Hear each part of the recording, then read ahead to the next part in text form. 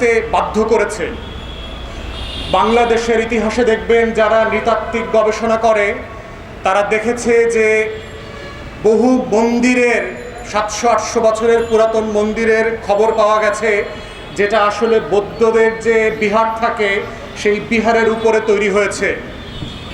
এবং এই সেন বংশের নির্যাতনটা এত ব্যাপক মাত্রায় ছড়িয়ে পড়েছিল বাংলাতে যে তখন এই বৌদ্ধ সম্প্রদায়ের অনেককে বিভিন্ন মুসলিম শাসককে চিঠি লিখে অনুরোধ করতে হয়েছিল যে আপনারা বাংলাতে আসেন এবং আমাদেরকে বাঁচান। সেই বৌদ্ধ সম্প্রদায়ের নেতাদের রিকোয়েস্টে একজন সেনাপতি সেই কাবুল থেকে ছুটে এসেছিলেন বাংলার নির্যাতিত লক্ষ কোটি মানুষকে বাঁচানোর জন্য।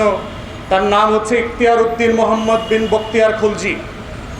1203 অথবা 1204 সালের দিকে তখন এই যে সেন বংশের যে রাজধানী ছিল আজকের নদিয়া জেলায় পশ্চিম বাংলাতে, সে যখন 17 থেকে 18 জন অশ্বারোহী সহ নদিয়ার রাজপ্রাসাদে ঢুকেছিল, তার পিছনে তার হাজার হাজার সেনাবাহিনী আসছিল, তখন সেই লক্ষণ সেন, সেই যে জালেম রাজা ছিল সেন বংশের, সে নদিয়ার রাজপ্রাসাদের পিছনের দরজা দিয়ে পালিয়ে চেহারা পরিবর্তন করে নৌকায় শত শত মাইল পাড়ি দিয়ে বুড়িগঙ্গার ওপারে গিয়ে আশ্রয় নিয়েছিল।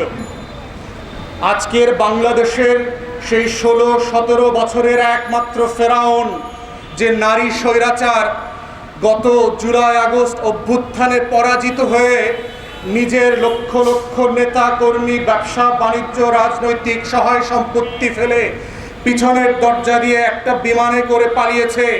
এটা ঐতিহাসিকভাবে প্রমাণিত হচ্ছে যে বাংলাতে শেখ হাসিনা নতুন করে লক্ষণ সেনের চরিত্রে আবির্ভূত হয়েছে।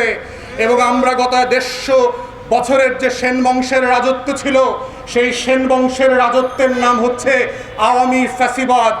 এবং বাংলাদেশে গত জুলাই এবং আগস্ট মাসে যারা গণ অভ্যুত্থান করে বাংলাদেশকে নতুন করে স্বাধীন করেছে, তারা হচ্ছে সেই ইখতিয়ার উদ্দিন মোহাম্মদ বিন বখতিয়ার খলজির সেই অশ্বারোহী সেনাবাহিনী, যারা নিজের বুক পেতে দিয়ে শহীদ আবু সাইদের মতো, মুগ্ধের মতো শত শত হাজারে হাজারে লাল সবুজের পতাকাকে রক্ষা করবার জন্য জীবন দিয়েছে, হাত দিয়েছে, পা দিয়েছে, অন্ধ হয়ে গেছে, জীবনের জন্য প্রতিবন্ধী হয়ে গেছে।